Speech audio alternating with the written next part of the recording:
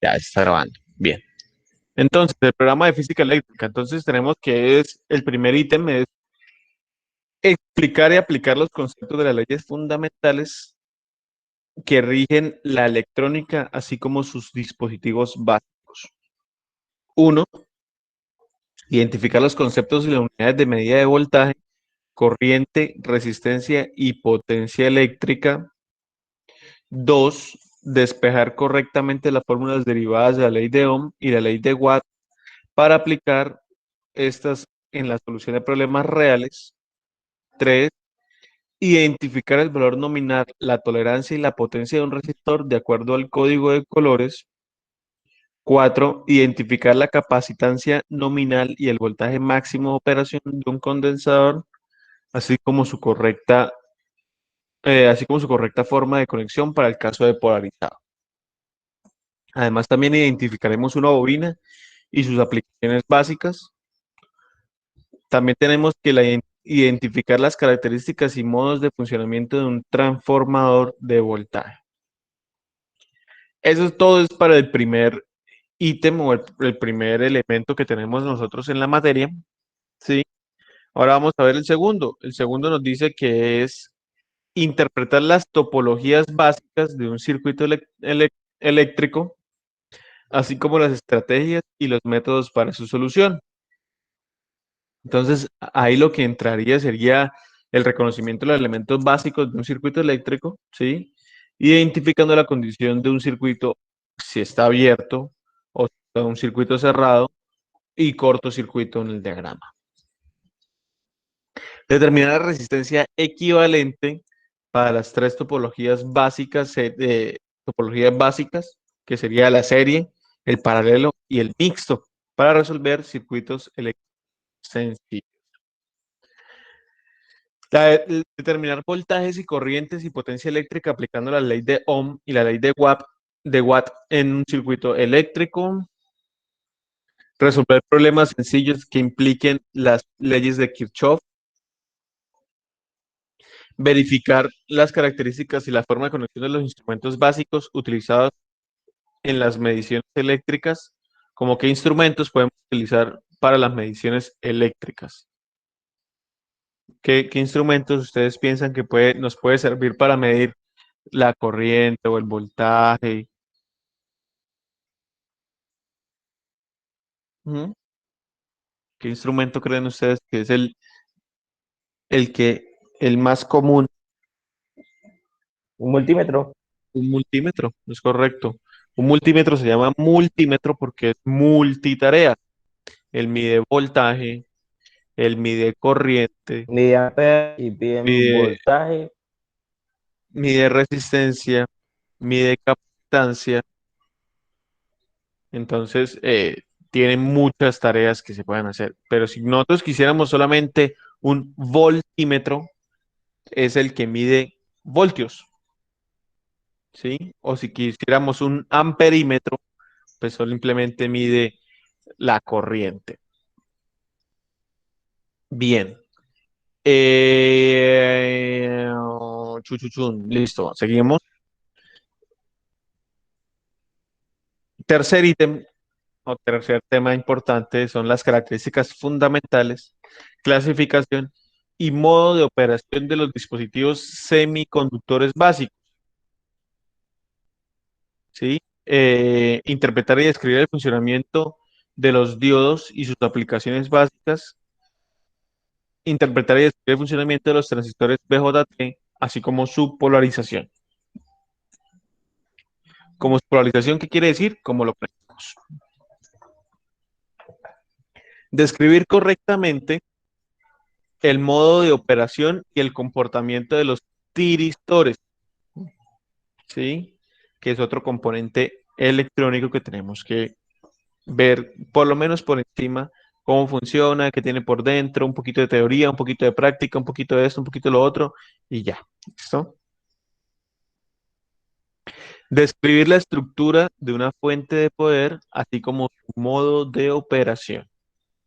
Entonces, describiríamos la etapa de reducción de voltaje y sus componentes. Una fuente de voltaje regulada tiene varios.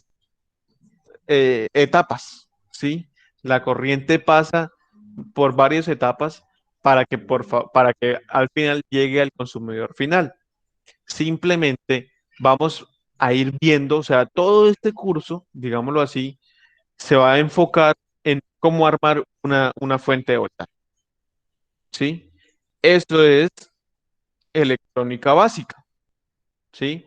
¿Por qué? Porque una fuente de voltaje tiene resistencias, tiene capacitores, tiene bobinas, tiene transformadores y es un ejemplo tangible de cómo podríamos aplicar fácilmente la electrónica en nuestro ámbito laboral. Entonces, lo que les decía, entonces la, la fuente de voltaje tiene varias etapas. Mire, una de las etapas que tiene la fuente de voltaje se llama reducción de voltaje. Y vamos a explicar esta etapa y los componentes que la conforman, ¿sí? ¿Qué hace cada uno de los componentes? ¿Qué pasa si yo le pongo un elemento mucho más grande o mucho más pequeño? Ese componente se va a reducir o va a aumentar el voltaje. ¿Qué vamos a hacer? ¿Qué va a pasar? Todo eso lo hacemos en el laboratorio de física, ¿sí? Pero yo me ayudo de este programita que se llama Proteus para poder visualizar todo este tipo de elementos que estamos hablando y ver cómo trabajan, ¿sí? Entonces, le damos aquí y aquí simplemente están todos los componentes que nosotros queramos. Miren, aquí están las resistencias y las agrego y hago un circuito ahí con resistencias y podemos llegar a ver cómo, cómo trabajan las resistencias, bajo qué voltaje, bajo qué corriente trabajan. Entonces, ese es el software que yo utilizo para poderles enseñar a ustedes.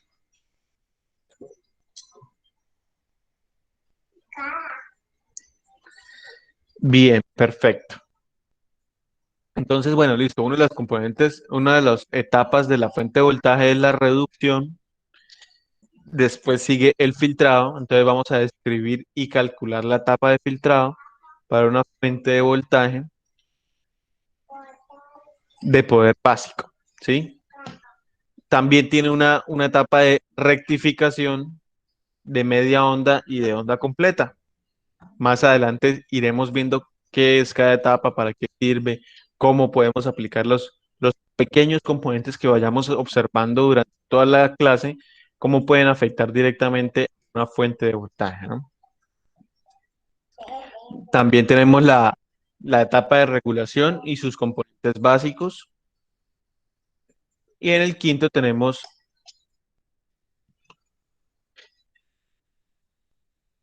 En el quinto tenemos,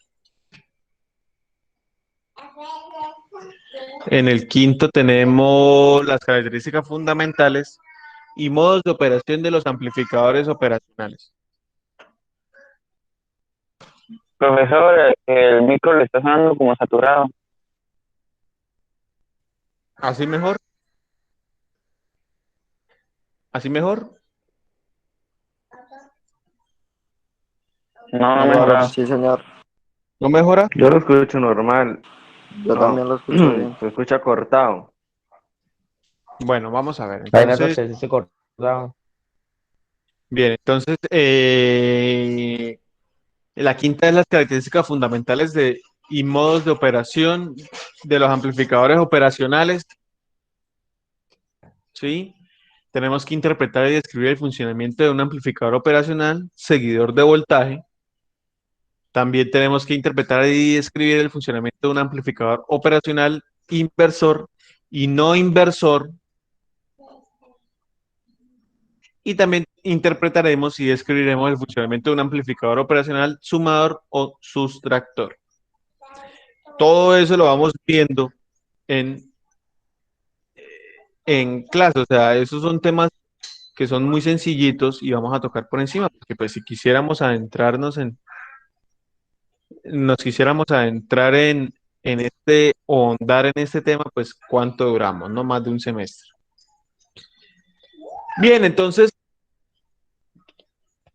no siendo más, no siendo más, pues comenzaremos con el primer tema, que sería identificar los conceptos y las unidades de voltaje, corriente, resistencia y potencia eléctrica.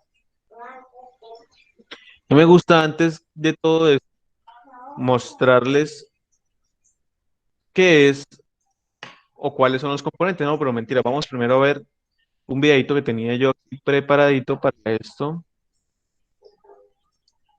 Un momento, vamos a ver si se puede hacer.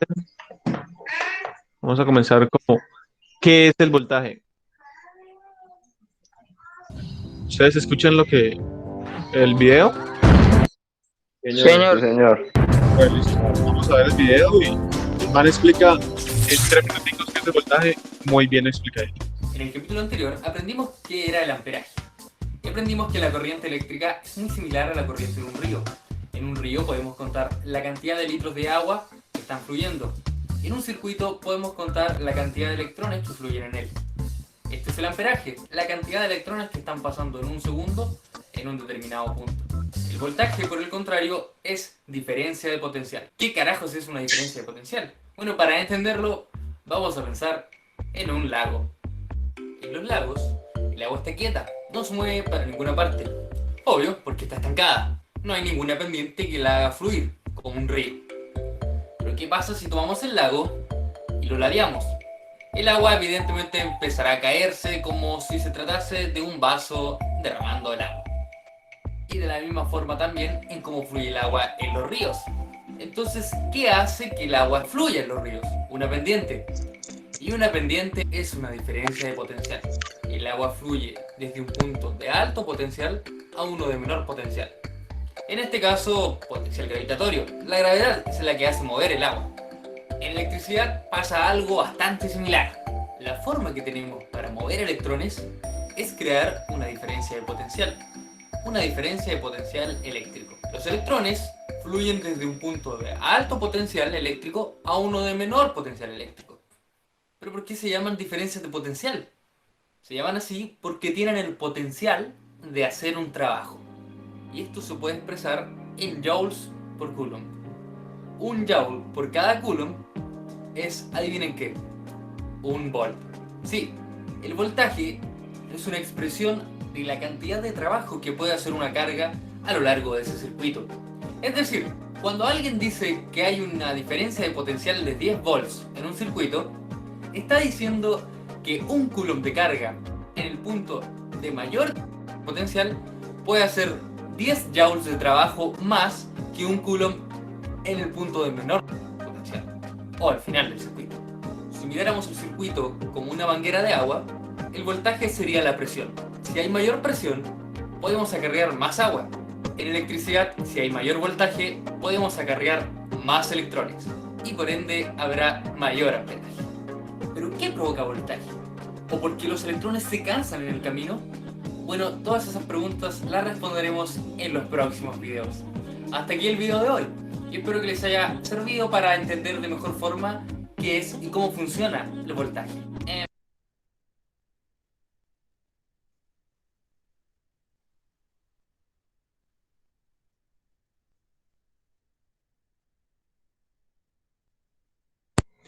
Con palabras precisas, con palabras muy, muy normales, él nos definió qué es un voltaje.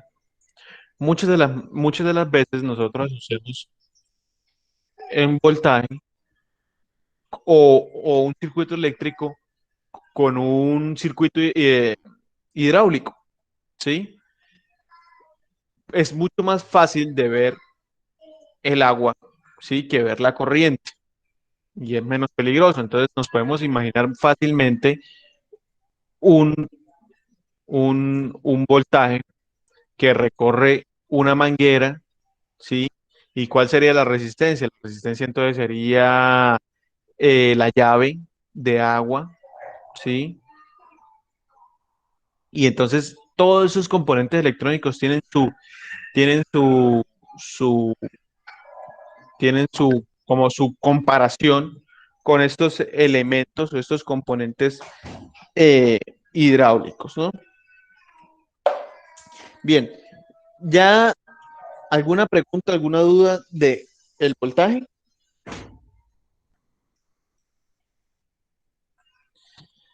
¿No? Bueno, entonces ahora vamos a ver uno del mismo man que me parece que explica muy bien sobre la corriente. Aquí lo tenía ya listo. Vamos a verlo.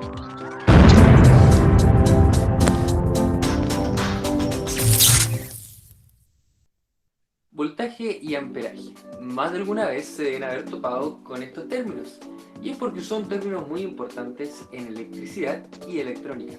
Pero, ¿qué son exactamente y en qué se diferencian? Para entenderlo, vamos a mirar la electricidad como si se tratase de un río fluyendo. Si queremos saber cuánta agua pasa o cuánta agua lleva un río, lo que hacemos es medir la cantidad de litros que pasan en un determinado punto durante un determinado tiempo. O sea, podemos decir, ¡ja! Este río lleva 800 litros por segundo. Es un río muy caudaloso. En electricidad podemos hacer algo bastante similar, solo que no con agua, sino que con electrones. Podemos contar cuántos electrones pasan por un determinado punto durante, por ejemplo, un segundo. Y nos daremos cuenta de que pasan muchísimos electrones. Son tantos electrones que si los contáramos por electrón, tendríamos cifras muy grandes. Así que usamos otro término. Usamos el coulomb. Un coulomb equivale a alrededor de 6 quintillones de electrones. Eso es un 6 con muchos ceros. Ahora que podemos medir la cantidad de electrones que pasan en un punto, podríamos decir cuántos coulomb pasan por segundo en un determinado punto. A esto se le conoce como ampere. Un ampere es un coulomb por segundo.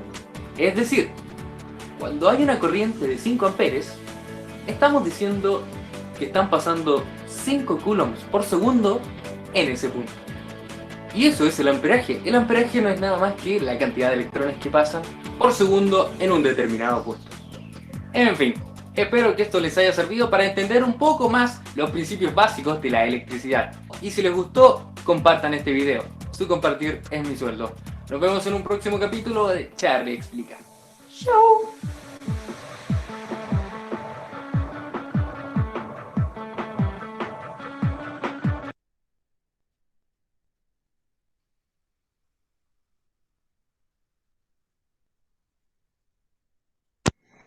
Bien.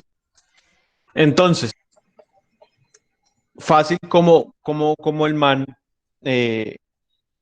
hace esas similitudes entre la corriente eléctrica y la corriente hidráulica, ¿sí? Y podemos saber que ya sabemos cuál es la unidad de medida de la corriente, ¿sí? Son los amperios.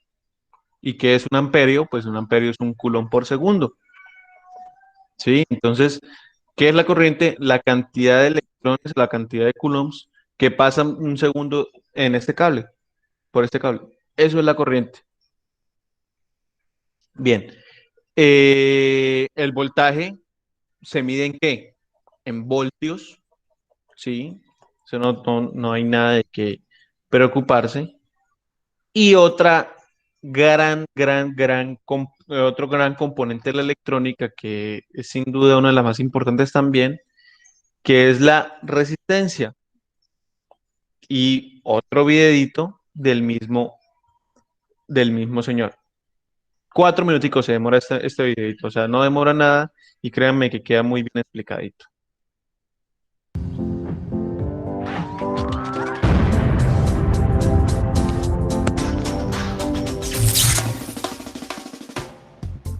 En los capítulos anteriores hemos aprendido que hay dos unidades muy importantes en electricidad. Los amperios, que miden la cantidad de electrones que pasan en un circuito, y los voltios, que miden qué tan fuerte es la diferencia de potencial en un circuito, quién es la que hace mover a los electrones.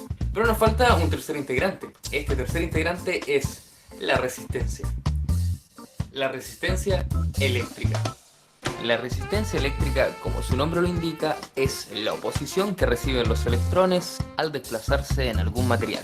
Esta oposición se puede medir en ohms, unidad cuyo símbolo es la letra omega.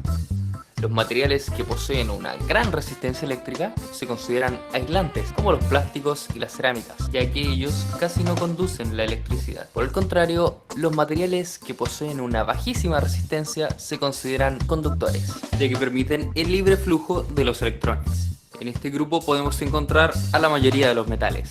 Pero ¿qué hace que los materiales sean conductores o menos conductores? La resistencia de un cable, por ejemplo, depende de su grosor, de su largo, de la conductividad del material del que está hecho y de la temperatura. Los cables gruesos tienen menos resistencia que los cables delgados. Un cable más largo otorga más resistencia que un cable más corto. Y un conductor a mayor temperatura tiene más resistencia que un conductor a menor temperatura. Y finalmente, cada material tiene una determinada resistividad. Por ejemplo, el cobre ofrece mayor resistencia que la plata. Y la plata ofrece mayor resistencia que el oro. Entonces, ¿qué hace que incluso algunos conductores tengan más resistencia que otros? Para saberlo, deberemos mirar en su estructura atómica. Las estructuras más ordenadas favorecen el flujo de los electrones, así como también las que tengan menos impurezas. Es por eso que el grafeno, por ejemplo, prácticamente no ofrece resistencia a los electrones, ya que su estructura es increíblemente ordenada y no posee impurezas. Por el contrario, cuando un electrón viaja a través de un material con alta resistencia, tiende a chocar una y otra vez con átomos y otros electrones, perdiendo parte de su energía. Esta energía se transfiere a los átomos, los cuales vibran con mayor fuerza, generando calor o incluso luz, como es el caso del tungsteno o del grafito. Si no me crees, ve el video donde yo mismo lo pruebo. Pero bueno, entonces, ¿para qué diablos sirven las resistencias en los circuitos eléctricos? Si lo único que hacen es malgastar los electrones en forma de calor y algunas veces en luz. Bueno, porque la resistencia es la forma que tenemos para limitar y controlar el voltaje y la corriente eléctrica. Esto lo hacemos usando resistores, componentes electrónicos que crean una resistencia específica. El ejemplo más básico donde es útil una resistencia es, por ejemplo, cuando se quiere iluminar un LED. Si tenemos un LED que funciona a 3 voltios y lo conectamos, por ejemplo, a una toma USB que da 5 voltios, lo que va a suceder es que vamos a quemar el LED. Entonces, lo que hacemos para bajar el voltaje y limitar la corriente es poner una resistencia de tal manera que el LED reciba los 3 volts correspondientes. Suena bastante ineficiente, ya que la resistencia está convirtiendo la energía que sobra en calor. Pero aún así, este es un componente fundamental en los circuitos eléctricos y toda la electrónica que tenemos hoy en día. Lo interesante ahora sería saber cómo calcular cuál es la resistencia adecuada para poner en un circuito. Pero eso lo vamos a ver en el próximo video. Hasta aquí el video de hoy. Si te gustó, compártelo. Y si aprendiste algo, compártelo otra vez. Nos vemos en un próximo capítulo de Charlie Explica.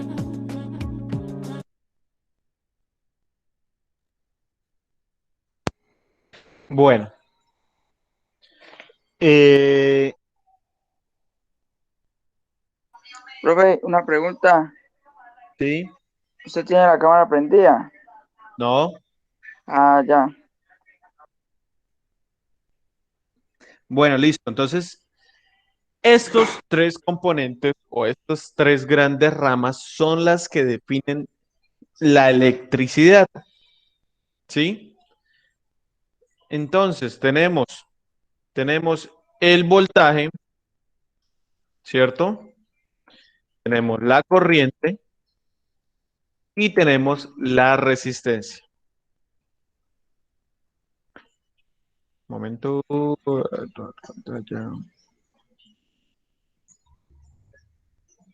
Pero ahí hace falta algo. Hace falta la. Entonces, ¿qué tenemos? Tenemos el voltaje, ¿cierto? Tenemos la corriente, que se mide en amperios. Tenemos la resistencia, que se mide en ¿qué? En ohmios, ¿sí? Y nos hace falta algo, que es la potencia. Entonces la potencia que es igual a V por I. ¿Cómo hallamos la resistencia? La resistencia es sencilla. Ustedes no sé si ustedes han visto este triángulo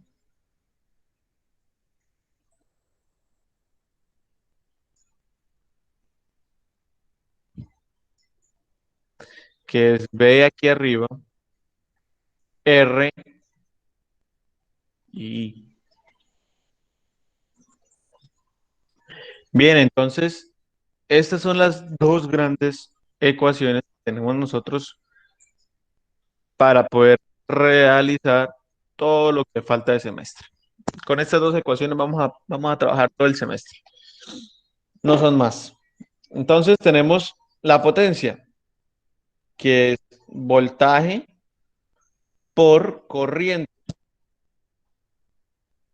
Pero ¿cómo hallo yo el voltaje? Pues simplemente, mire, para hallar el voltaje o para hallar cualquiera de estas tres, ¿me escuchan? ¿Me están escuchando? Sí, Señor. señor. Bien. Sí, sí.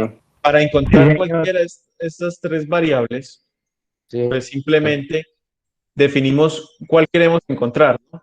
Digamos, yo quiero buscar la corriente. Entonces simplemente yo pongo la corriente acá y la tapo aquí. La tapo, la tapo, la tapo, la tapo. La tapo. ¿Qué me queda?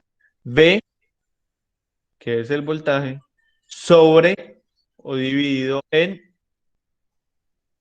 la resistencia. Así encontramos la corriente. Ahora, ¿qué tal si queremos encontrar el voltaje? Entonces, simplemente, ¿qué hacemos? Lo mismo. Tapamos el voltaje con un dedo, lo tapamos, lo tapamos, lo tapamos, ya no vemos el voltaje que nos da. Voltaje que es igual a R por I. Perfecto. Listo, ya tenemos el voltaje también. Y ahora también vamos a hallar la R. ¿Cómo hallamos la R? Simplemente tapamos la R o tapamos la resistencia y nos queda que resistencia es igual a V o el voltaje sobre la corriente. Listo. Teniendo esto en cuenta, podemos decir también de que la potencia equivale también a la potencia es igual a, mire, el voltaje que equivale a resistencia por corriente, entonces resistencia por corriente. Entonces, ¿qué quedaría? La potencia es igual a R por la corriente al cuadrado. Esa es otra manera, de las maneras de poder representar la potencia que pasa por un circuito. ¿Sí? O también podríamos representarlo la potencia que es igual a V al cuadrado sobre R. Y nos tiene que dar exactamente lo mismo.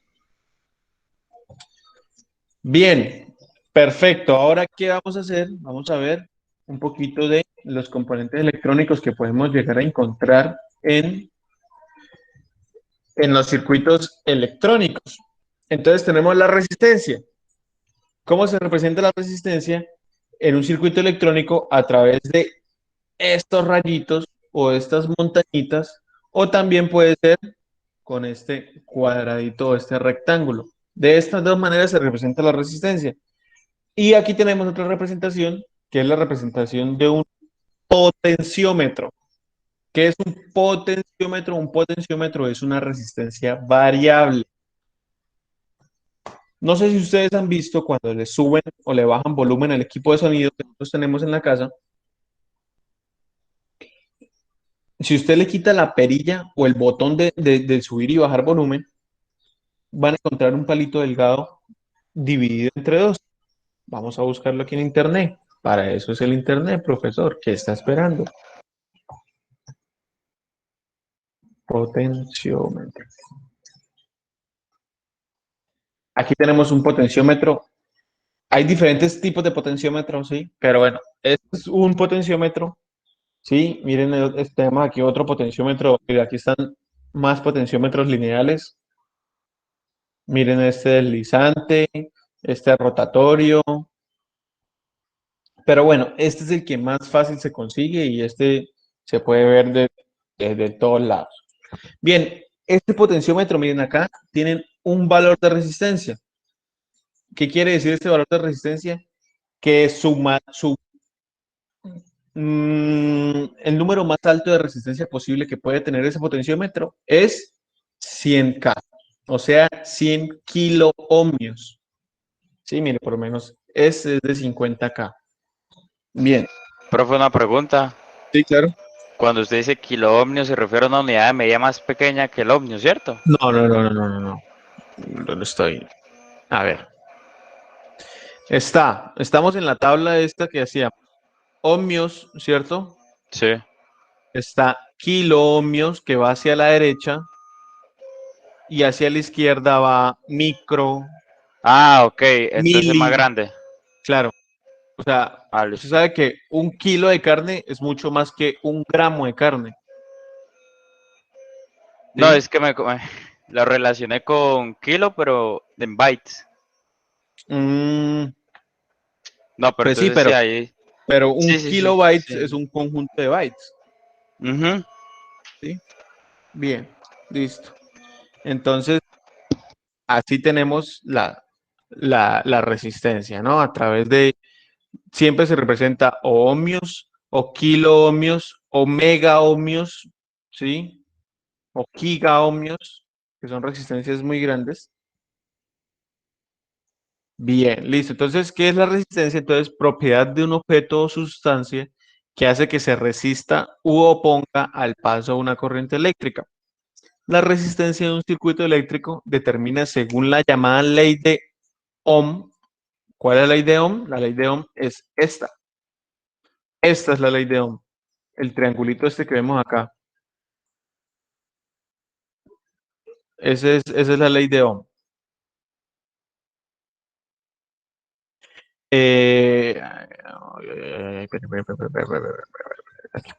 Según la llamada ley de Ohm. ¿Cuánta corriente fluye en el circuito cuando se le aplica un voltaje determinado? El componente hidráulico que podemos llegar a utilizar para representar una resistencia puede ser una llave de esas de abrir o cerrar el paso, ¿sí? Una pluma, como le dicen en la costa, una llave. Esa puede ser una de las formas de representar una resistencia eléctrica en un circuito hidráulico, porque yo decido cuánta agua pasa por ella. Si yo la abro toda, el agua, como viene de la calle, va a entrar a mi casa, ¿cierto? Pero en cambio, si yo la cierro a la mitad, entonces, ¿qué pasa? Va a llegar un poco menos de flujo de agua, ¿sí? O sea, va a llegar menos voltaje, ¿sí? Y menos corriente también. Entonces, se ve directamente proporcional la caída del voltaje. Entonces, esa es la manera como nosotros podemos representar la resistencia en un sistema hidráulico. Bien, tenemos el condensador. El condensador es uno de los componentes más utilizados en los circuitos electrónicos. ¿Sí? Un condensador es un componente pasivo que presenta la cualidad de almacenar energía eléctrica. Está formado por dos láminas de material conductor metal que se encuentran separados por un material dieléctrico, o sea, un material aislante. En un condensador simple, cualquiera sea su aspecto exterior, dispondrá de dos terminales, los cuales a su vez están conectados a las láminas conductoras. Entonces, ¿cómo se ve un condensador? Entonces podemos saberlo. Estos son los condensadores y hay diferentes tipos de condensadores, ¿no? Está el dieléctrico, que es este, ¿sí? Está el cerámico, que es el que parece una lentejita, mírenlo acá. Y dependiendo de las capacidades y dependiendo de sus usos, pues varía cómo verlos, ¿no? La parte física, pero todos tienen su mismo eh, funcionamiento original, ¿no? Entonces, este tipo de condensadores, por lo menos este tipo de condensadores se le ponen a los motores, ¿sí? Para ayudar en el arranque del motor.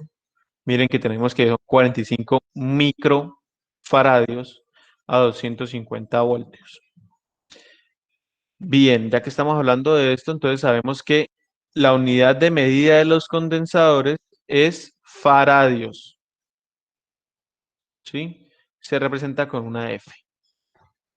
Microfaradios, milifaradios. Eso para que uno llegue a encontrar un condensador de un faradio, eso es muy difícil, ¿sí? O son muy costosos.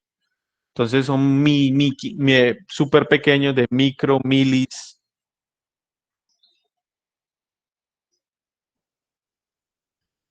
Micro, milis, pero los faradios casi no se utilizan. Serían para casos en específico, ¿sí? Entonces, la principal función de él? Él almacena energía, es como una batería, como una pila, ¿sí? Entonces, digamos, en esta gráfica vamos a representar el tiempo y el voltaje. Cuando yo conecto un condensador, entonces, ¿qué va a hacer el condensador? El condensador llega y se carga de voltaje y yo apagué la fuente. O sea, ya no hay corriente, entonces llegué, mantiene el voltaje un momentico y lo baja, y lo baja, y lo baja, y lo baja, y lo baja, y lo baja. En cambio, la resistencia, ¿cómo sería? Voltaje y se apagó la fuente, de una vez se bajó. No hay nada. En cambio, este se demora un poco más en descargarse. Y ese es el trabajo del condensador.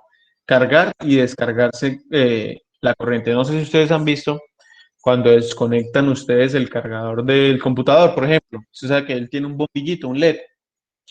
Usted lo desconectan y ve que el LED sigue prendido. 2 segundos después, el LED comienza a perder intensidad de corriente y se apaga. Eso es lo que hace son los condensadores, que almacenan un poco de energía y vuelven y la sueltan o se descargan cuando no haya presencia de electricidad. Estos condensadores también son súper peligrosos. Se ha dado el caso de personas que se han muerto porque el condensador todavía estaba cargado y tocaron el condensador por las paticas o por los terminales y les pasó un corrientazo fuerte, pasa un buen corrientazo. Entonces, ese es un elemento a tener cuidado. Pues todo son elementos a tener cuidado. Con todo puede ocurrir un accidente, con todo podemos ser heridos en cualquier momento. Entonces, es bueno saberlo, ¿no? Hay que tener cuidado con todo. Pues condensador, entonces, ¿qué primero que toca que hacerlo? Tratar de descargarlos. ¿Cómo lo descargamos? Toquemos las dos terminales del condensador con algo metálico. Y ahí ya definitivamente se descarga el condensador y ya se hace segura su manipulación. Bien, ahora tenemos que los transformadores. ¿Qué es un transformador? Simplemente son cables enrollados. Eso es un transformador. Pare de contar. Entonces, consta de una bobina. ¿Qué es una bobina? Es un cable que está enrollado alrededor por lo general, de centros metálicos o al aire o con un émbolo, dependiendo del uso del transformador, también se puede calcular la densidad del material que el cable enrolla, ¿sí?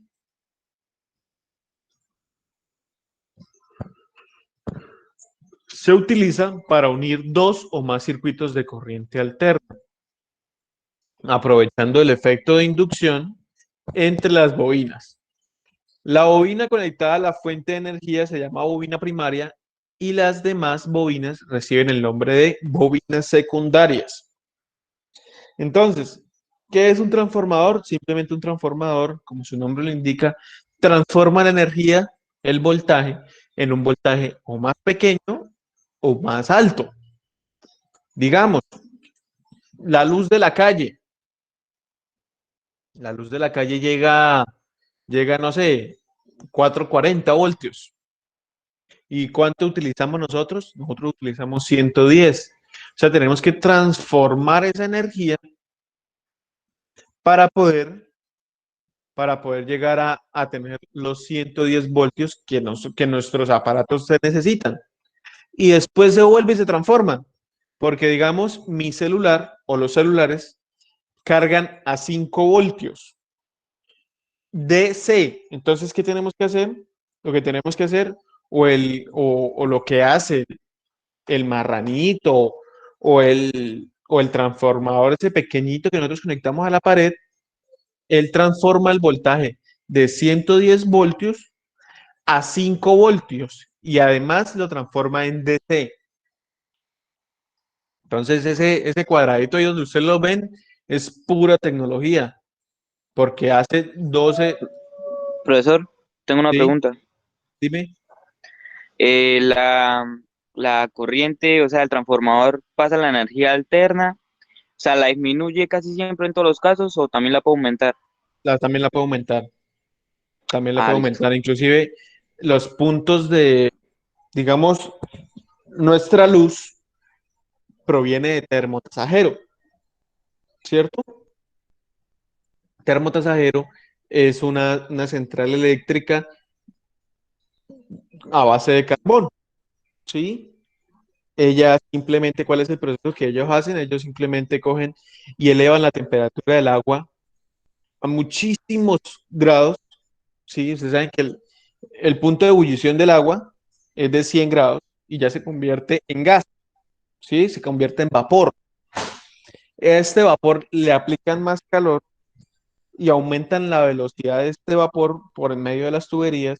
Este vapor lo que hace es gira una turbina como un ventilador, haga de cuenta, y esta turbina genera corriente. Eso es, esa es la corriente eléctrica de Cúcuta y el norte de Santander.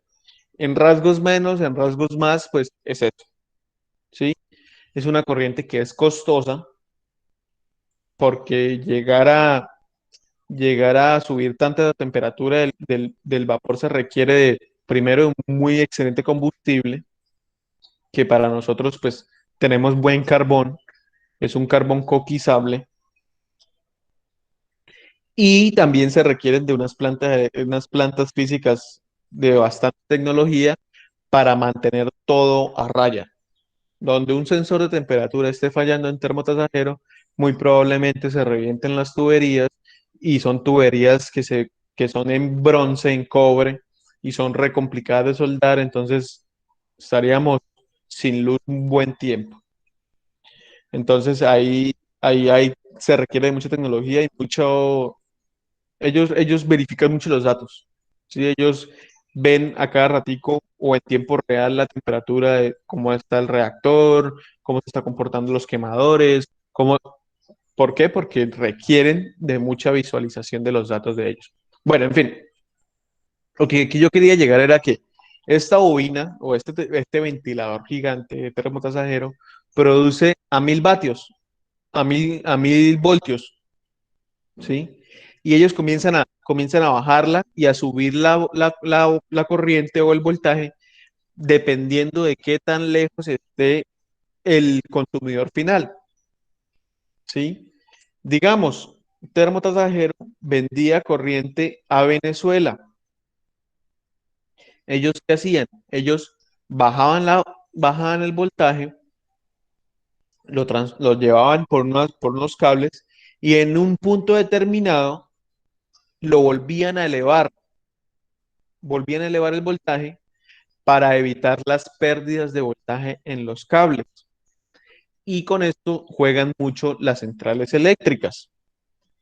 Sens, todo este tipo de personas juegan mucho con esto, con los transformadores, para no perder tanta energía en el transporte. Como dijimos anteriormente, las resistencias dependen de lo largo que es, ¿cierto? El man del video nos dijo, si es muy largo, pues entonces se va a ver afectado la resistencia. Lo mismo, estos cables tan largos, ¿sí? Y con estas temperaturas en el norte de Santander o en Cúcuta, pues la resistencia tiene que variar, varía un poco, pero cuando usted transmite tanta energía, pues ese poco se requiere o se representa o se ve reflejado en números en plata. Entonces a las centrales eléctricas no les sirve producir mil voltios y que lleguen a mi casa a 110 voltios. Entonces ellos lo que hacen es transformar esa energía, la distribuyen para poder distribuir correctamente este voltaje. Bien, todas las cuadras tienen un transformador. Por eso cuando sale chispa del transformador nos quedamos sin luz. ¿Por qué? Porque simplemente ese transformador nos está ayudando a recibir la corriente como realmente tendríamos que recibirla, ¿sí? A 110 para cada una de las casas. Entonces, cuando obviamente se va el transformador de la cuadra, pues probablemente estemos sin luz un buen tiempo hasta que venga centrales y cambie el transformador. Estos transformadores están metidos en aceite. Son un aceite dieléctrico, como les venía diciendo, ¿sí? Para evitar que se calienten demasiado. Bien. Tenemos otro compañero o otro componente eléctrico que se llama diodo. Este diodo se representa en los circuitos de dos maneras. Aquí tenemos un diodo Zener, ¿sí? Y aquí tenemos un diodo lumínico o un LED, ¿sí? Entonces, este componente eléctrico permite el paso de la corriente en un solo sentido. Los primeros dispositivos de este tipo fueron los diodos de tubo al vacío, que consistían en un receptáculo de vidrio o de acero al vacío que contenía dos electrodos, un cátodo y un ánodo, ya que los electrones pueden fluir en un solo sentido desde el cátodo hacia el ánodo. El diodo de tubo de vacío se podía usar en la rectificación. Cuando se comenzaron a crear los circuitos impresos, que salieron los chips, los microchips y todo eso, fue gracias a un aparatico que se llama, no está por aquí, vamos a ver, sí, sí está. Inclusive lo vamos a ver en esta clase, en estas clases. Se llama transistor. El transistor fue, o dicen que es el invento del siglo XX. Sin el transistor no hubiésemos podido ni ir a la luna, ni tener los carros o las tecnologías que tenemos hoy en día, ni mucho menos ni pensarlo en tener un celular.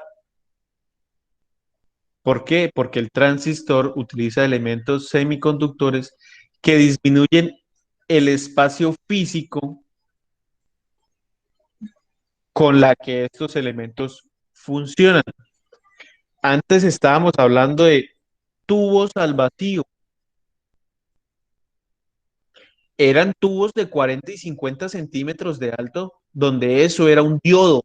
Eso era un diodo, imagínense, ahorita podemos encontrar diodos, 5 y 6 diodos en un mismo elemento de unos 2 centímetros por 1 centímetro. 6 diodos ahí. Antes esto era un diodo, un tubo al vacío era un diodo. Entonces, obviamente, esto nos aceleró esto aceleró, ¿me están escuchando? Sí, profe. Señor, Sí, señor. Sí, señor. Esto aceleró, pues, o aceleró qué? Aceleró, pues, el consumo o la invención electrónica en el planeta Tierra y podemos ya llegar a ver celulares, que esto antes era impensable por el tamaño de los transistores o de los diodos. Bueno, entonces, ¿para qué sirve un diodo? Un diodo sirve para permitir o negar la corriente o la dirección de la misma en un circuito. Si yo lo pongo en un sentido, un diodo solo tiene dos terminales, ¿sí? Un ánodo y un cátodo. Si yo pongo el diodo en un sentido, yo tengo que saber hacia dónde yo quiero que pase la corriente y hacia dónde no quiero que pase la corriente, ¿sí? Por lo menos, yo cuando conecto mi celular a la pared a cargarlo, ¿hacia dónde quiero que pase la corriente? Yo quiero que la corriente pase desde mi pared o desde mi casa a mi celular, ¿sí? A mí no me interesa en este momento utilizar la energía de mi celular para que mi casa sirva, ¿sí? Todavía no hemos llegado a eso. Entonces, hay un sentido determinado y yo quiero que funcione así, así, así, ¿cierto? Entonces, para eso existen los diodos, para evitar que las corrientes vayan por donde yo no quiero que vayan. Es eso. Es un policía de tránsito, no sé, diciendo usted por aquí, usted por aquí, usted por aquí. Eso es el diodo. Y es un componente que lo vamos a utilizar mucho porque es muy usado definitivamente este componente. Bien. Ahora, tenemos algo que se llama una bobina. Las bobinas, también llamadas inductores, consisten en un hilo conductor enrollado, ¿sí? O sea, hacen un bucle, ¿sí? Al pasar una corriente a través de la bobina, alrededor de la misma se crea un campo magnético que tiende a oponerse a los cambios bruscos de la intensidad de la corriente. Al igual que un condensador, una bobina puede utilizarse para diferenciar entre señales rápidas y lentamente cambiantes, altas y bajas frecuencias. Entonces, un ejemplo claro de las bobinas es el timbre. Entonces, ¿qué es el timbre? Les voy a hacer un plano mecánico aquí, ¿qué es un timbre? El timbre tiene una plaquita de acero aquí arriba y otra plaquita de acero aquí abajo, seguido de una bobina aquí en todo el centro con un émbolo. Cuando nosotros excitamos a la bobina o le damos corriente a la bobina, el émbolo o el eje que está en la mitad va a hacer este movimiento hacia arriba y hacia abajo. Va a pegar en la placa de arriba ¡tin! Y va a pegar en la placa de abajo. ¡Tin! ¡Tin, tin, tin, tin! Y eso es lo que escuchamos nosotros como un timbre. La excitación de la bobina o el pasar voltaje por a través de la bobina hace que el eje central o el émbolo suba y baja. ¿Por qué? Porque el campo magnético está cambiando y es como si fuese un imán, ¿sí? Un imán eléctrico. Entonces sube y baja, entonces él va a pegar en las dos plaquitas. Eso es un timbre y eso es una bobina, tan sencillo como eso. Lo que pasa es que con las bobinas, un conjunto de bobinas nos puede ayudar a hacer otro tipo de cosas. Digamos, un conjunto de bobinas es un transformador, ¿sí? También tenemos la bobina del carro. ¿Qué hace la bobina del carro? Ella simplemente aumenta el voltaje, o sea, es una bobina que trabaja como un transformador, ¿sí? Y así, digamos, la bobina que teníamos nosotros en los bombillos, en los incandescentes, esos amarillos que teníamos antes, esos bombillitos usted cogía y ¿qué era? Era un rollito de alambre que al pasar una corriente se calentaba y se ponía al rojo vivo. Y eso era los bombillos halógenos. Claro, entonces toda la energía que utilizábamos para supuestamente ver, lo que estábamos haciendo era convirtiéndola en calor.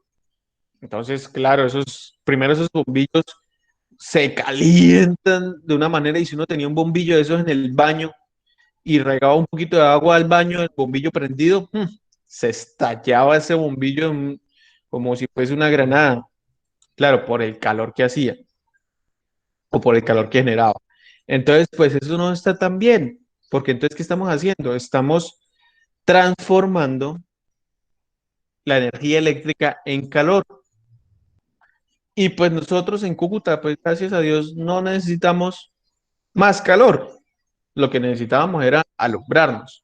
Entonces, estábamos invirtiendo esa energía en algo que no necesitábamos, en calor. Entonces, por eso fueron reemplazados esos bombillos por los que están Profesor, ¿no me está escuchando? ¿No se me escucha? Sí, sí, escucha. Profe, para mí sí. Sí, se escucha bien. Sí, escucha bien. No me De asusten. pronto, Que de llevo pronto con... es el internet. Mm. Bien, listo. ¿En qué estábamos? Ah, bueno, entonces ahora por eso cambiamos los bombillos a LED. Entonces nos cambiamos de bobinas a nos pasamos a diodos. ¿Por qué? Los LED se calientan, pero no tanto como, como las bobinas, ¿sí? Eh, son más baratos y duran mucho más. Entonces, eso es así. La economía pues ha cambiado, ¿sí? Los bombillos LED ahora están mandando la parada. Usted ya no consigue un bombillo de esos de, de, de bobina, por así decirlo, porque ya nadie los compra. Son, son más baratos que los bombillos LED, pero duran menos, consumen más. Entonces, pues es obsoleto. A no ser de que tengamos una incubadora, ¿no? Porque por lo menos para las incubadoras se utilizan ese tipo de bombillos. Incubadoras de huevos de gallina, se utiliza esto. Entonces se hace un control para que la temperatura se mantenga. Imagínense, se utilizan para aumentar la temperatura. O sea, ese es el uso que tienen ahorita, aumentar la temperatura. Bien, tenemos una pila, un acumulador o una batería, una pila, una fuente. Dispositivo que convierte la energía química en eléctrica. Todas las pilas consisten en un electrolito que puede ser líquido, sólido o en pasta, un electrodo positivo y un electrodo negativo. El electrolito es un conductor iónico. Uno de los electrodos produce electrones y el otro electrodo los recibe. Al conectar los electrodos al circuito que hay que alimentar, se produce una corriente eléctrica. Usted una batería, si la conecta de un solo lado, no pasa nada. Ella simplemente tiene que estar en un circuito cerrado, ¿sí? Para poder hacer, ya puedo pasar los electrones, ¿sí? Yo produzco electrones y usted me los recibe. Y ese flujo de electrones, pues, ¿qué hace? Genera una corriente y genera un voltaje. Así funcionan las baterías. Las baterías no funcionan con un solo terminal porque, pues, no funcionan con un solo terminal. ¿Qué otra cosa? Pues hay pilas, sí, hay pilas, digamos, de 24 voltios, la batería de un camión que es 24 voltios 100 amperios, o la batería de un carro que es de 12 voltios 100 amperios. Podemos encontrar de las AA, las AAA, las cuadraditas de 9 voltios, en fin, eso hay por doquier. Digamos, ahora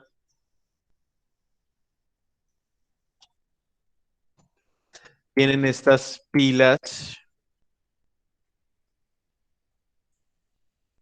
Mira, aquí tenemos tipo de pilas. Tenemos las pilas de botón, las pilas pequeñitas que son las que utilizamos con los relojes. La AAA, la AA, la C, la cuadrada, la D, cuadrada de 6 voltios. Para todos los colores y todos los sabores hay pilas, ¿no? Las cuadradas que le ponemos a los carros, esas de control remoto grandes, las pilas recargables.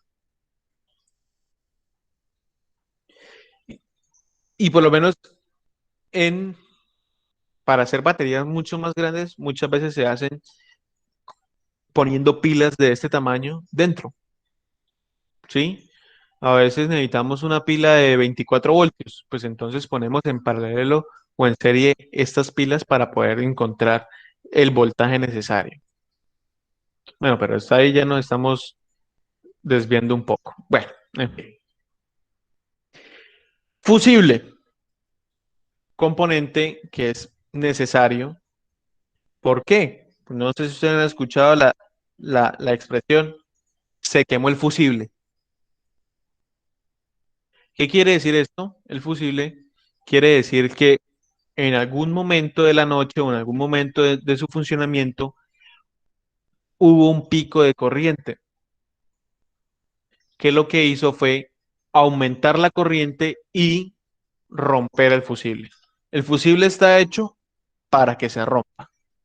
Es el único componente que está hecho para eso, para que se dañe. Si se daña el fusible, está cumpliendo su trabajo. Está puesto donde tiene que estar puesto. Entonces, eso es un sistema de protección para los elementos electrónicos que están adentro, ¿sí? Entonces, digamos, como fusible, ¿qué es un fusible? Un fusible, vamos a ver si lo podemos ver aquí en internet, es que es complicado. Ah, no, mírenlo acá. Esto es un fusible. Pues hay diferentes, ¿no? O sea, miren, este es el de los carros, ¿sí? Este es un fusible que podemos encontrar en otros tipos de elementos, digamos, en un estabilizador, encontramos ese tipo de fusibles. ¿Y qué es? Entonces, él nos dice el voltaje al que se soporta o el que aguanta y la corriente. Si en algún caso, digamos, este fusible amarillo pasa a tener 21 amperios, ¿qué va a pasar?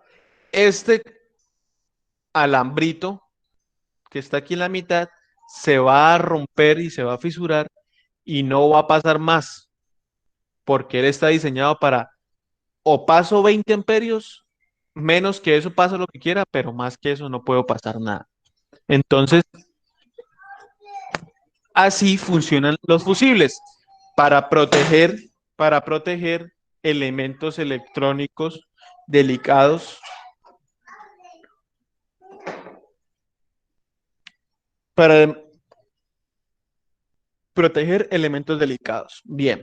Entonces, cuando un fusible se dañe, no se asusten, de pronto fue una sobrecarga de energía en la noche, no sé, cualquier cosa que puede pasar, y se fue el fusible. Un fusible cuesta 300 pesos. Es preferible eso a que se le queme la nevera o a que se le queme el computador, ¿sí? Entonces, por eso los estabilizadores tienen fusibles y por lo general esos fusibles siempre se van, esos siempre se queman. Bien, bien, entonces los fusibles. Tenemos los relés. ¿Qué es un relé? El relé es un conmutador eléctrico especializado que permite controlar un dispositivo de gran potencia mediante un dispositivo de potencia mucho menor. Un relé está formado por un electroimán y unos contactos conmutadores mecánicos que son impulsados por el electroimán. Este requiere una corriente de solo unos cientos de miliamperios generada por una tensión de solo unos voltios, mientras que los contactos pueden estar sometidos a una tensión de cientos de voltios y soportar el paso de las decenas de amperios. Entonces, ¿cómo funciona un relé? Un relé es un apagador o un encendedor, ¿sí? Digamos el encendedor que tenemos nosotros ahí en la casa para prender y apagar las luces de la cocina. Eso es un relé. Lo que pasa es que ese relé funciona a distancia, por así decirlo. Entonces, ¿qué hago yo? Yo con un botón en mi computador oprimo un botón. Y yo hice un programa para que prendiera un motor allá súper grande de 440 voltios con yo no sé cuántos caballos de fuerza y yo simplemente oprimí un botoncito. Entonces, eso es lo que hace. Hay circuitos de control y hay circuitos de potencia. ¿Cuál es el circuito de control? El circuito de control fue el operario oprimió el botón para poder prender el motor. Y el circuito de potencia dice, bueno, necesitamos corriente para poder que prenda ese motorcito. Usted me tiene que dar la señal de, listo, hágale, y yo le doy la potencia a ese motor. Entonces, este relé es el que comunica, es el que comunica el circuito de programación o de control con el circuito de potencia. Yo puedo comunicar a través de estos relés. Vamos a ver, hay relés de todos los colores y de todos los sabores y de todas las velocidades. Aparte también se manejan velocidades porque hay relés de estado sólido que son inmediatos. Sí, es para una conmutación mucho más rápida. Aquí tenemos aquí tenemos que el diagrama de estos.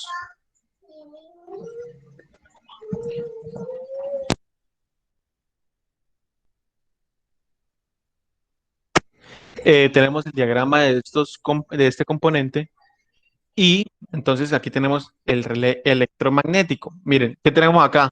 Una bobina con un núcleo. Entonces, lo mismo, excitamos la bobina y ¿qué pasa? El núcleo sale y hace que los contactos se muevan. Entonces, ¿qué quiere decir? Va a generar contacto o le va a quitar el contacto o le va a prender o va a apagar. Esto es un relé y se ve de esta manera. Miren, entonces aquí tenemos de 10 voltios, de 10 amperios a 250 voltios y lo podemos controlar con simplemente 30 voltios. Estos son un módulo relé con optocopladores para Arduino. Y aquí tenemos muchísimos relés.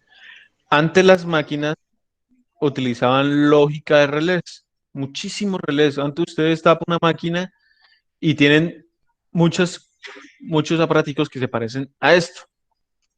¿Por qué? Porque utilizaban con lógica de relés y así funcionan muchas de las máquinas que tenemos en Colombia actualmente, ¿no? Ahora existen otros procesos que se llaman PLCs, que son los cerebros de las máquinas ahora. Bien. Pero definitivamente los transistores los relés son súper usados todavía. Vemos los transistores, que son o es el descubrimiento del siglo. O sea, sin estos descubrimientos, sin este transistor, yo creo que todavía estaríamos leyendo los periódicos,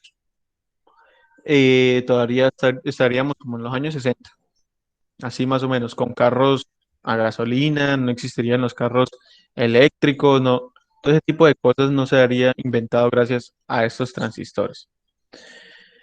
Entonces los transistores se componen de semiconductores, que se trata de materiales como el silicio o el germanio, dopados, es decir, se les ha incrustado pequeñas cantidades de materias extrañas, de manera que se produce un exceso, una carencia de electrones libres.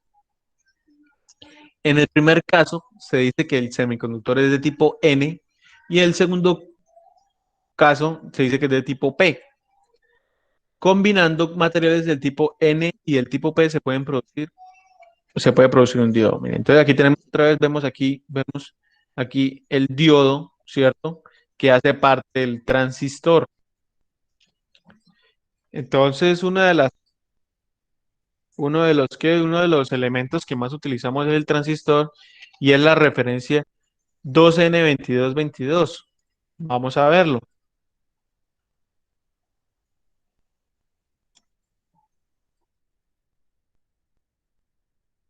Aquí lo tenemos, miren. Este es el aparatico, este es un diodo, es súper pequeño y tiene tres paticas o tres terminales.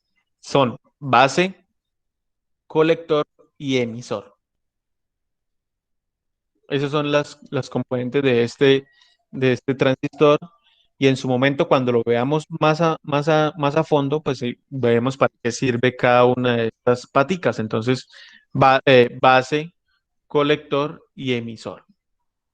Tenemos las tres tipos de conexiones que se podrían hacer. Bien. Los circuitos integrados.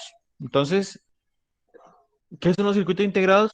Son los mal conocidos como los chips, ¿sí? Los cuadraditos estos pequeños que podemos encontrar en muchos de los componentes electrónicos que hoy tenemos.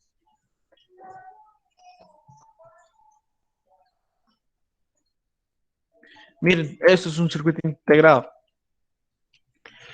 Hay varios tipos de circuito integrado. Tenemos el DIP, el SIP, todo dependiendo para qué lo vayamos a utilizar, ¿sí?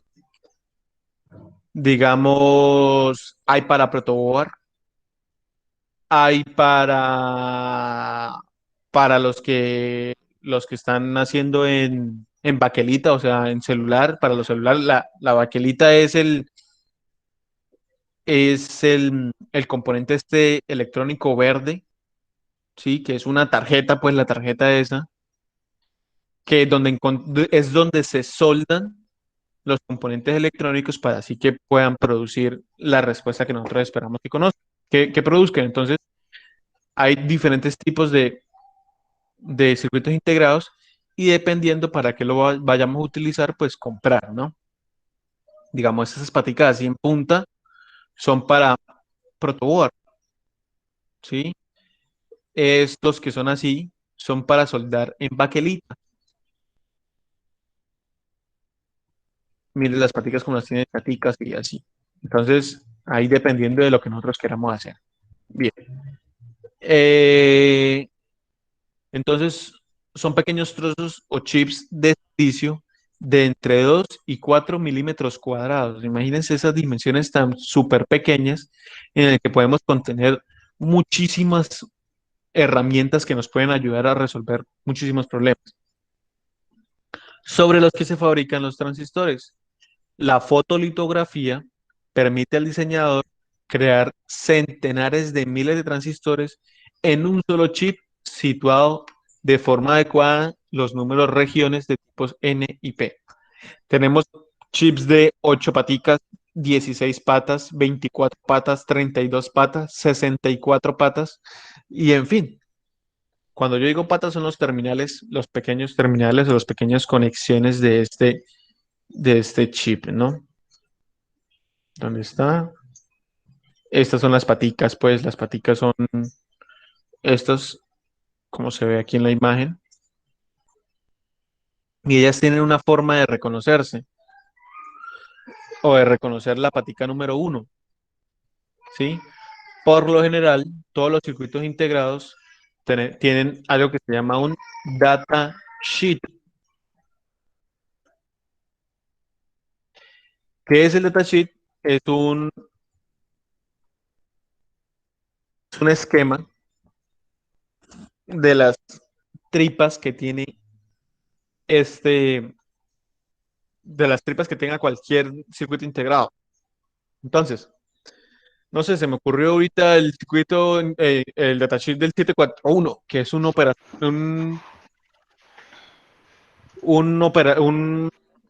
operacional, ¿sí? De los más comunes usados normalmente. Y yo busco, no, compré el integrado, pero no sé cómo vienen las paticas, la distribución de las paticas. Entonces, este es la distribución. Entonces, miren, en 1 está el offset, en 2 está invertir input, en 3 está no inverter, en 4 está el BCC, el 5 está así sucesivamente. Entonces, ¿cómo conectarlo? Pues tenemos que buscar el datasheet seguido de la referencia del integrado. Bien, tenemos el LED, que pues es un dispositivo semiconductor que emite luz, ¿sí? Luz incoherente de espectro reducido cuando se polariza de forma directa. La unión PN en la cual circula en él una corriente eléctrica. Este fenómeno es una forma de electroluminiscencia. El LED es un tipo esencial de diodo que trabaja como un diodo común, pero al ser atravesado por la corriente eléctrica emite una luz. y esos son los que ahora tenemos televisores LED, tenemos luces LED, ¿sí? Tenemos muchas de estas herramientas en nuestras casas que nos permiten aprovechar al máximo la corriente y los colores. Los colores con un televisor LED, pues obviamente ahorita son lo que está de moda.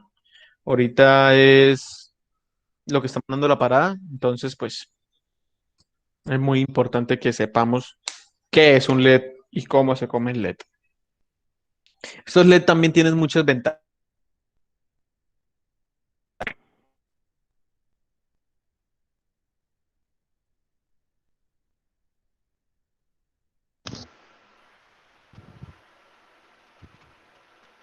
Profe,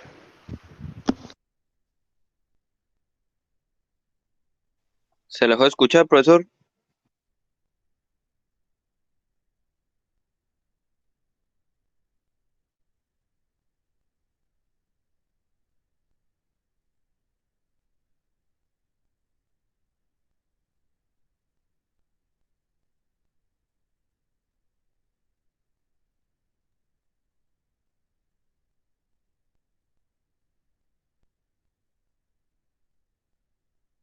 Se notó el profesor.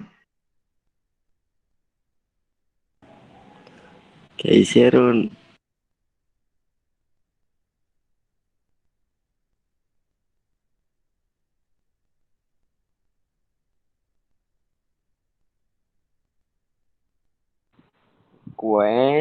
Cuéntelo. Calle Cristian.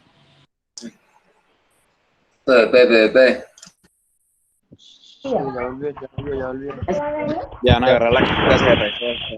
¿Qué pasó? ¿Ya listo? Ahora sí. ya, ahora sí. Ya se les escucha. Bien. Ahora sí, profesor. ¿Dónde quedamos? En el LED. Bueno, Los listo. LEDs. Que tenían varias ventajas.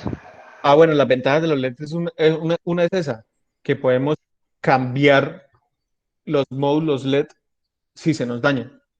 Es una tecnología que dura mucho más tiempo, ¿sí? Funcionando. O sea, un televisor LED va a funcionar mucho más tiempo que los televisores de plasma que nos vendieron al principio, o los televisores de LCD, ¿sí? Y con una mejor calidad de imagen y a un menor consumo, o sea, que tienen muchas ventajas. De pronto es una tecnología un poquito más costosa porque un bombillo LED es más costoso que un bombillo halógeno, pero pues se van a ver los resultados del ahorro en cuestión de una semana, un día. Entonces, pues ahí son las economías que uno quiere escoger, ¿no? Bueno, muchachos, estos son como los componentes básicos de la electrónica. No entré, no andé mucho en los temas, en el tema de cada uno, pero pues le di como una repasadita ahí a cada uno, le dije como para qué servían, cómo se ven en los circuitos. Sí, ya no se los vuelvo a decir, yo digo ya, mire, eso es la resistencia, tun, tun, tun, tun, ya vamos pasando temas. Entonces, pues nada, vamos a dejar, miren, estoy aquí en física eléctrica. ¿Ustedes les aparece algo de anuncio o no? Señor. Sí. ¿Qué les aparece? En notificaciones aparece el anuncio si usted es un taller o algo así. Parece que a mí no me está apareciendo. Buenos días. Introducción, física eléctrica y componentes. Componentes. Voy a dejar mi celular aquí en los anuncios por si alguien necesita. Y voy a escribir la fecha.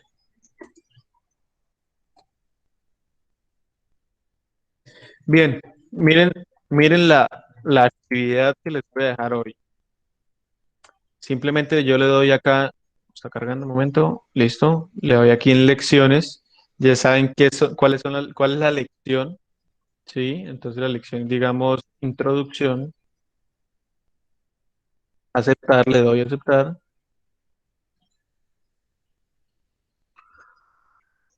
y apenas me llegue el video, simplemente yo agrego el contenido, link de video en YouTube y ahí pueden verlo cuantas veces quieran. No me ha llegado todavía el correo, ¿no? Creo un foro de introducción y esa es la tarea, participar todos en el foro. ¿Cuál creen ustedes que ha sido el componente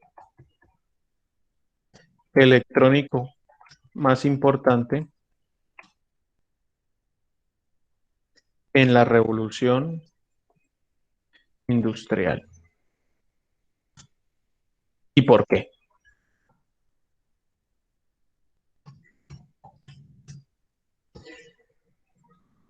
Esa es la actividad del día de hoy de física eléctrica.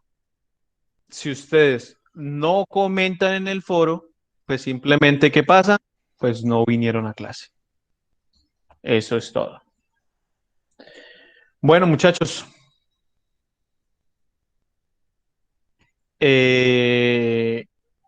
No siendo más, no sé si tienen alguna pregunta, alguna duda, alguna inquietud, alguna aclaración. ¿Cuál plazo es para entregar el foro? 8 días. Dentro de 8 días, el que no haya hecho el foro o el que no haya hecho las actividades dejadas, pues se le van acumulando y puede que después al final no alcance a hacer todas las actividades, ¿no? Profe, solo hay foro y lo de matemáticas, ¿no? Sí, hay foro de física y matemáticas, la actividad tan sencilla como era hacer esa suma de 3 fracciones. Listo, profe, gracias. Listo, profesor. Listo, ¿Listo? profe. Entonces, cualquier cosa, me gritan, me hablan. Por favor, horario laboral, que estén muy bien. Hasta luego. Chao. Hasta luego, profe. Hasta Buen día. luego. Hasta luego. Gracias. Hasta luego. Hasta luego. Gracias. Bueno, profe, que pase buen día. Hasta luego. Hasta luego, profe. Buen día, gracias.